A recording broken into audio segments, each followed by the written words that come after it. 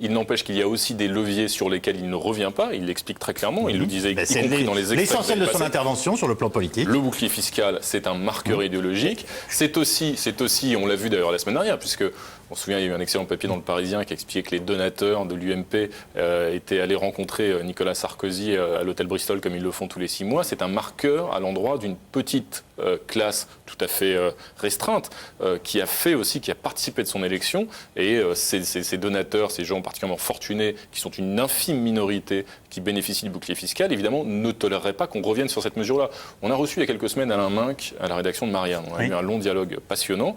Alain Minc nous a très clairement expliqué de façon limpide, et c'est l'intérêt, entre autres, et c'est pas le seul d'Alain Minc, c'est qu'il est clair et qu'il assume totalement, que autant Nicolas Sarkozy peut faire l'ouverture, nommer un ministre venu de la gauche, donner des signes de triangulation, c'est-à-dire d'aller chercher des sujets réputés de gauche sur les sujets sociaux, bousculer un peu l'échiquier politique, sociétaux et autres, autant Nicolas Sarkozy, comme quiconque sera à sa place, doit faire la politique fiscale de ceux qui l'ont élu. Ça, c'est très clairement, il ne reviendra pas là-dessus. Or, ça,